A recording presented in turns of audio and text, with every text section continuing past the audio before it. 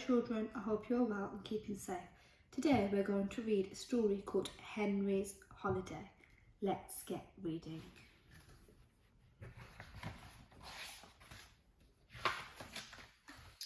There was snow everywhere, white and smooth and slippery. All the baby penguins were having fun, sliding on the ice and diving into the water. "Come and play, Henry," they shouted. But Henry didn't want to play. He was too cold. "If you go and play, you'll soon get warm," said Mummy Penguin, wrapping a scarf round him and giving him a kiss. Henry waddled slowly across the ice to the water's edge. "Dive in, Henry," said his friend Splash the seal. "Come and play." Very, very carefully, Henry stretched out his foot and tested the water. He gasped, "It's freezing." Henry waddled all the way back to Mummy Penguin very, very quickly. Henry put on his hat, but he was still cold. He put on his fluffy waistcoat, but he was still cold. He put on his big furry boots, but he was still cold. "I'm so tired of the snow," Henry sighed. Henry began to dream about sandy beaches and palm trees. He dreamt about coconuts and pineapples and gorgeous yellow sunshine. He decided to build his very own tropical island, all made of snow. The other baby penguins had great fun playing on the snow island, but it was no use. Henry was still shivering cold. "I need a holiday," he said, "a very hot holiday."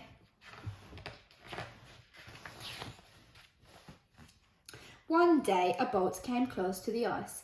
Henry could not believe his luck. He jumped on the boat. "Goodbye, snow," Henry laughed. "Goodbye, baby penguins." "Goodbye, Splash," he shouted. "I'm going on holiday." The boat sailed on so far that Henry couldn't see the ice and snow anymore.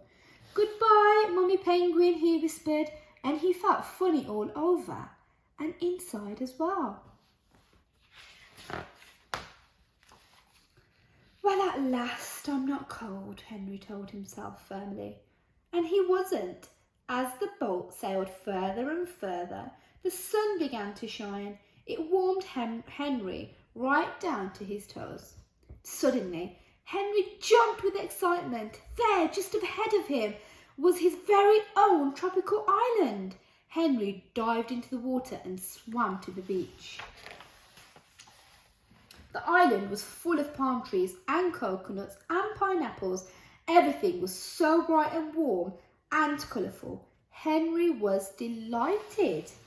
But when he waddled up to the beach, the sand wasn't soft and smooth and slippery like the snow. It was hard and gritty and prickly. "Never mind," said Henry. "It's nice and hot." As it was, the sun beat down until Henry began to feel very hot indeed. Soon Henry was a very pink penguin. "Never mind," he panted. "I'll go and have my supper. Those juicy pineapples will be delicious." But the pineapples gave Henry a tummy ache. "Never mind," groaned Henry. "Mummy Penguin will make it better." But Mummy Penguin wasn't there.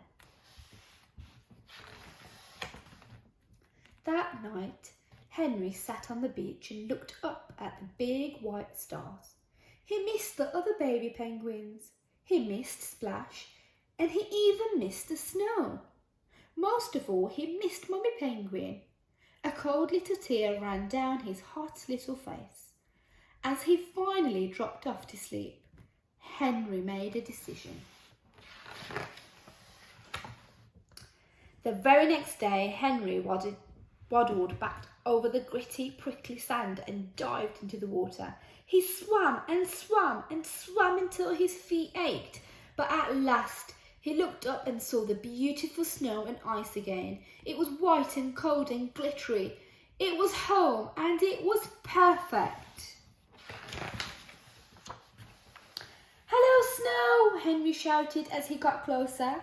"Hello, penguins." Henry shouted as he got closer.